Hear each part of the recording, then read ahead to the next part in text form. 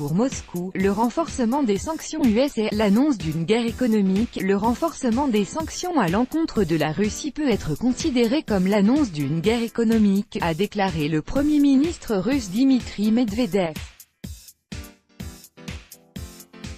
Dmitry Medvedev, Premier ministre russe, s'est exprimé au sujet des nouvelles sanctions anti-russes imposées par Washington.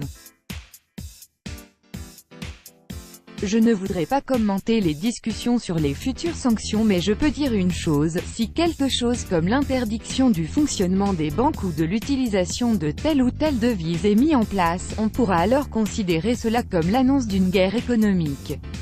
Il faudra réagir à cette guerre par des méthodes économiques et politiques ainsi que par d'autres méthodes en cas de besoin. Nos amis américains doivent le comprendre, a-t-il ainsi déclaré.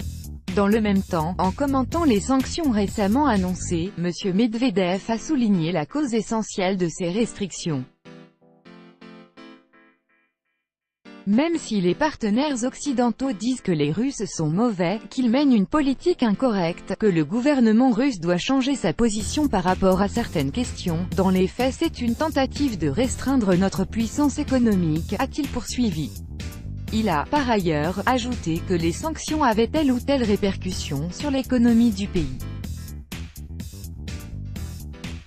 De plus, le Premier ministre russe a rappelé que plusieurs volets de sanctions avaient déjà été imposés à l'encontre de Moscou au cours des dernières années. Au cours de ces derniers 100 ans, notre pays a fait face à la pression permanente des sanctions. Pourquoi cela? Pour retirer la Russie de la liste des concurrents puissants sur la scène internationale, a-t-il relaté. M. Medvedev a également précisé que la Russie se développait bien au début du XXe siècle, et, malgré toutes les difficultés de la période soviétique, il y avait des périodes de développement vigoureux et cela ne plaisait pas à beaucoup de monde. Aujourd'hui, rien n'a changé, a-t-il souligné. À titre d'exemple de cette concurrence économique, M. Medvedev a rappelé les restrictions que Washington essayait d'imposer sur les livraisons de gaz russe en Europe pour favoriser la vente de son gaz naturel liquéfié. Selon lui, cela avait été emballé dans la même loi et malgré le fait que cela ne soit absolument pas une mesure de marché visant à étouffer nos possibilités, cela est devenu la politique.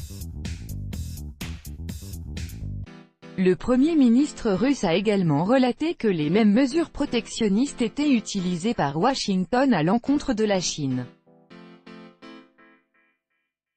Bien sûr, cela ne plaît pas aux Chinois, cela ne plaît à personne.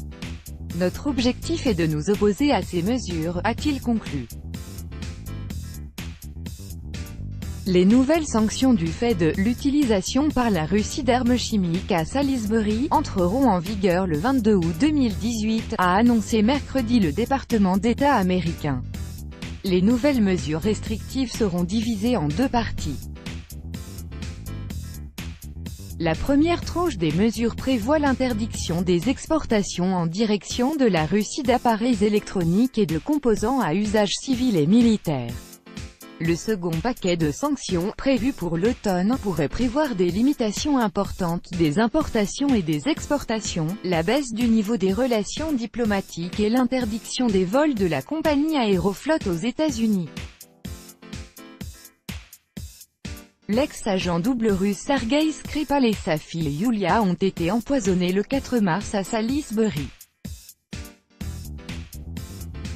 Une semaine plus tard, la première ministre britannique, Theresa May, avait accusé la Russie d'être derrière leur empoisonnement. La Russie a toujours démenti les allégations de Londres. Début avril, les chercheurs du laboratoire britannique de Porton Down avaient reconnu ne pas être en mesure d'établir le pays d'où provenait l'agent innervant utilisé dans cette tentative d'assassinat. Le gouvernement russe a à plusieurs reprises demandé à Londres de lui permettre de participer à cette enquête.